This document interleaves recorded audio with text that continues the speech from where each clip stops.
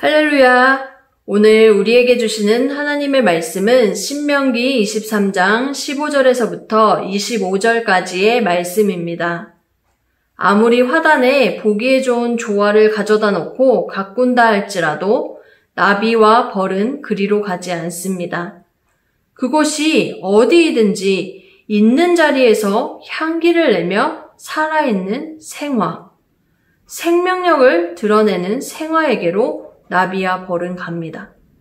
주어진 말씀을 통해서 오늘을 살아가는 우리에게 하나님의 생명력이 드러나길 소망합니다.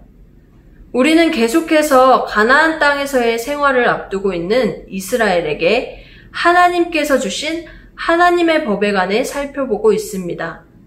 이 법은 그저 듣기만 하는 것을 넘어 삶으로 살아내야 하는 호흡과도 같은 것인데요.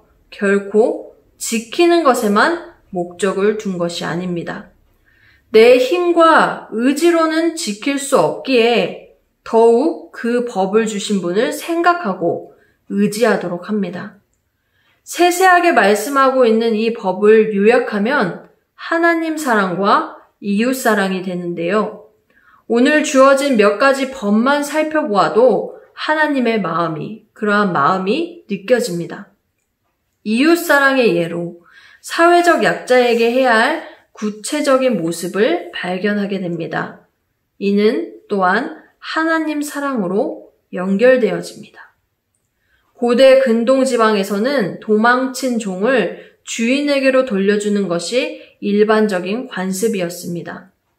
일부에서는 이와 관련된 법 규정도 있었는데요. 일단 도망쳤다가 다시 주인에게 붙잡혀온 종은 대부분 사형에 처해지거나 두 발이 잘리는 등의 중벌을 받아야만 했습니다. 일종의 괘씸죄 같은 것인데요. 그러나 하나님은 이스라엘에게 이와는 다른 조치를 명령하십니다. 15절과 16절 말씀입니다. 종이 그의 주인을 피하여 내게로 도망하거든 너는 그의 주인에게 돌려주지 말고 그가 내 성읍 중에서 원하는 곳을 택하는 대로 너와 함께 내 가운데 거주하게 하고 그를 압제하지 말지니라. 주인을 피하여 라는 말과 압제하지 말지니라 라는 말에서 우리는 종이 주인으로부터 어려움을 당하고 있음을 짐작할 수 있습니다. 이는 자신의 잘못으로 인하여 도망쳤다라는 그 말과는 거리가 있음을 우리는 유의해야 합니다. 주인에게 돌려주지 않는 것, 이것은 그나마 소극적인 지침입니다. 그러나 말씀은 그를 이스라엘 공동체 안에 살게 하라는 보다 적극적인 지침으로 이어지게 합니다. 사실 이방에서 도망쳐 나온 종을 이스라엘 중에 거하도록 허락한다는 것은 참으로 커다란 위험이 따르는 일입니다. 주변국들과 정치적, 외교적 마찰을 불러일으킬 수도 있고 그 종이 어떠한 사람이었는지 확인할 방법도 없었기 때문입니다. 자칫하면 이것이 이스라엘 사회에 커다란 문제를 발생시킬 수 있는 범죄자를 양상하는 일이 될 수도 있는 일이고요. 그럼에도 하나님은 그들을 수용하고 보호하도록 명하십니다. 그들 역시 하나님께서 창조하신 하나님의 형상이기 때문입니다. 이스라엘 중에 창기와 남창을 두지 말아야 할 이유도 형제에게 이자를 받지 않는 것 역시 그들 모두가 하나님께서 창조하신 하나님의 형상이기 때문입니다. 조금 더 말씀을 살펴보겠습니다.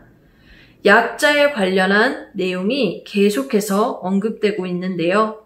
24절과 25절 말씀입니다. 내 이웃의 포도원에 들어갈 때에는 마음대로 그 포도를 배불리 먹어도 되느니라. 그러나 그릇에 담지는 말 것이요. 내 이웃의 곡식밭에 들어갈 때에는 내가 손으로 그 이삭을 따도 되느니라. 그러나 내 이웃의 곡식밭에 낫을 대지는 말지니라. 굶주린 이웃이나 길 가던 나그네가 포도원이나 곡식밭에 들어가 허기진 배를 채웠다면 용납하라 말씀하고 있습니다. 그러나 이러한 행동이 범죄로 이어지지 않도록 포도원 안에서만, 곡식밭 안에서만 그 일이 해당됨을 또 말하고 있습니다. 소산물을 밖으로 가지고 나올 수 없다는 것인데요. 어려움에 처한 이들에게 하나님께서 공급하신 소산물로 최소한의 생존권을 보장하도록 했습니다. 그들 역시 하나님께서 창조하신 하나님의 형상이기 때문입니다. 이렇게 사회적 약자를 볼 때 당연히 그들을 돕는 것이다 라고 말하는 것으로 그런데 말씀은 끝나지 않습니다. 그들과의 일을 살펴보면서 그 일들을 바라보면서 우리가 정말 보아야 할 것이 있다고 말해주고 있습니다. 애굽의 종 되었던 이스라엘, 그들의 울부짖음을 들으시고 유일한 피난처가 되어주셨던 하나님을 떠올리게 합니다. 광야를 지나며 이스라엘은 모든 것을 하나님께 공급받았습니다. 들어갈 가나안 땅에서의 소산 역시 마찬가지입니다. 아무것도 가진 것 없었던 이스라엘에게 하나님의 소유를 허락하신 하나님을 떠올리게 합니다. 또한 피난처를 찾아 이스라엘로 도망왔던 그 종을 보면서 우리의 모습을 발견하게 됩니다. 죄로 인해 억압받고 있었던 우리, 살 길이 꽉 막혀버렸던 우리, 호흡을 잃어버렸던 우리, 그러나 이제 이 모든 것이 과거형입니다. 아무것도 할 수 없었던, 또한 가진 것 없었던 인생에 생명을 불어넣어 주신 피난처 예수님을 기억하게 하기 때문입니다. 그렇게 긍휼의 마음을 가지고 우리에게로 다가오신 분을 기억하며 우리는 오늘도 호흡하며 살아갑니다. 그렇게 내가 은혜 받은 인생입니다. 우리 또한 하나님께서 창조하신 하나님의 형상입니다. 우리 안에 하나님의 생명력이 있습니까? 하나님의 생명력이 우리를 지도하고 있습니까? 주어진 말씀을 통해서 오늘을 살아가는 우리에게 하나님의 생명력이 가득하길 또한 드러나길 축복합니다.